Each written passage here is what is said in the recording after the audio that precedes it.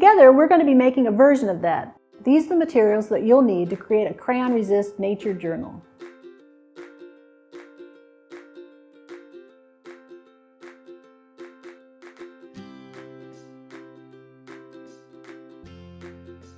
So we're going to be doing a couple things. We're going to be making an accordion fold book, and this is what you can do with your kids to get them to do some leaf rubbings.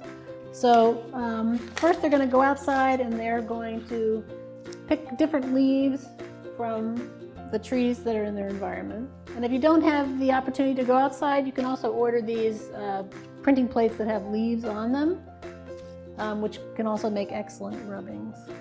You'll need your long strip of paper.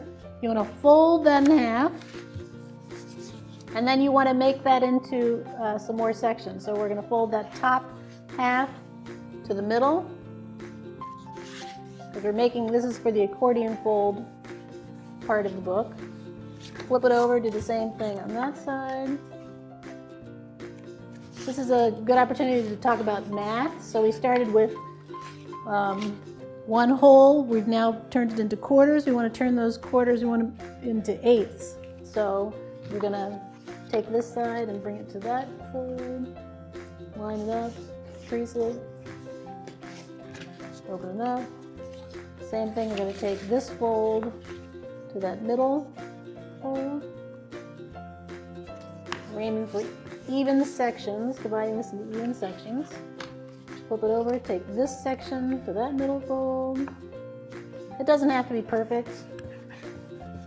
And then this last section to that middle fold. This is just to divide that strip into how many sections? Into 8. 1, 2, 3, 4, 5, 6, 7, 8 sections. And then accordion fold that, so back and forth upon itself. That's going to be the basic structure of our book. So I have one made here already, so it's going to become the inside pages for our book. So we can do the leaf rubbing part now. So again, I said you could use actual leaves, which I'm going to try first. I think it works better if you put the leaf top side down, place the piece of paper over it, and then you're going to take a naked crayon. I have a green one here. And you're going to kind of hold the leaf in place while you rub. And if you press pretty firmly, you should get the ribs and the structure of that leaf. Pretty cool. Let's see if we can get a different design from this fern. Again, I'm going to put it under there and take a different color just for variety.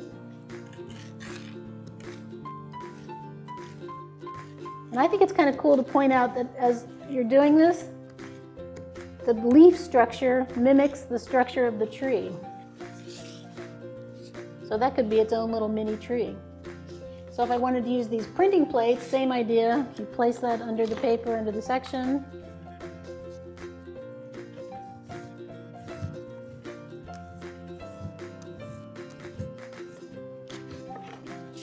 So for your kids, they're going to be collecting different leaf specimens and making their own accordion fold book. And I actually didn't mean to do a rubbing on the first page because that first page is going to end up being hidden by the cover of your book. So pretend you fill that up with leaf rubbings. And then we're going to make the outside cover of our book. And for that, I like to use a lot of recycled things for my project. So this is just a grocery bag that's been cut to the size mentioned in the material list. And we want to make sure that that your little accordion fold book is going to properly fit inside this. So I'm going to take my shape, my rectangle, and I'm going to fold it in half. Open it up, and that's going to be the spine of my book. So I can, now that I have this, I know the size of my accordion fold, I'm going to place that in the middle, and I'm going to just make a fold on the top and the bottom of that, because I know that's how wide my book is going to have to be. So remove that and then fold that along the whole part.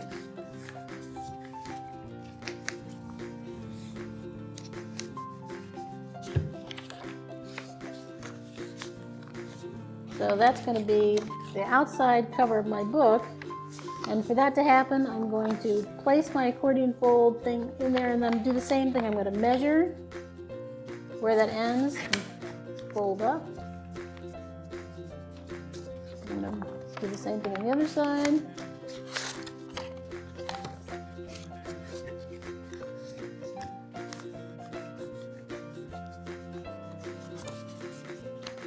After we're done decorating this, we're just going to slide the front and back pages of our accordion fold into those folded sections, little pockets.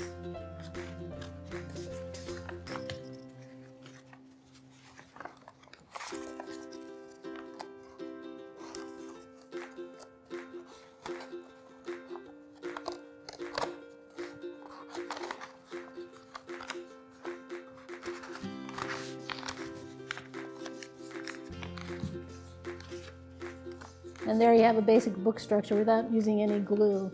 You can, to give this a little more stability, which is what I've done with these, cut rectangles from a cereal box that are the same size as the first page and slide those in there and glue them in, and that'll give your book a little more stability. But now we have this very boring cover, so you can decorate that in any way you want. We were asking you to think about the seasons, so you could do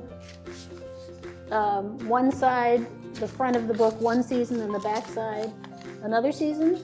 Really, it's up to you. But what you want to do is, this is called crayon-resist. So we're counting on the wax and the crayon to resist the watercolor that we're going to put on top of it to give it a little extra color. So you can come up with your design. I'm going to, let's see, just to show you the technique, I'm going to just do a landscape. So something that I did in the summer. So I'm going to draw a big sun. And when you're doing it to your kids, you want to ask them, with the crayon, we want to be pretty embedded in the paper so they can press pretty hard doing that. And I'm going to put some clouds in the sky.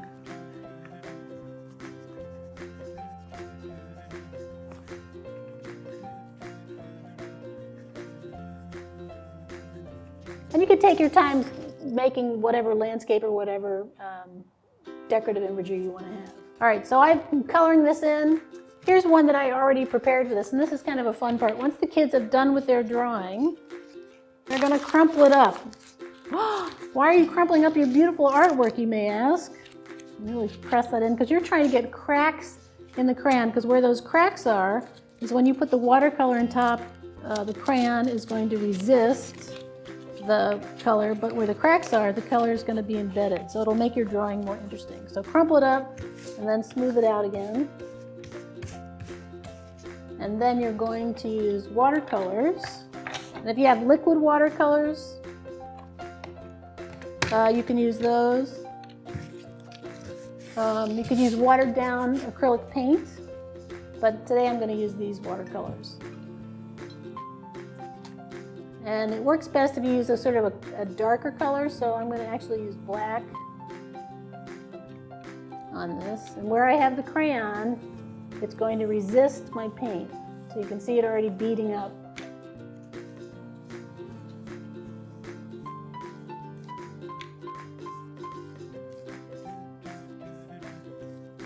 And the black is only going to go in those cracks.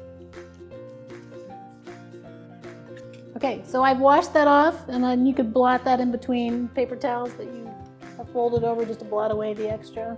Pretend to let it dry. Then I'm just going to put a coat of Mod Podge on here, which will give it a little more stability and sheen and really bring out the colors when it dries.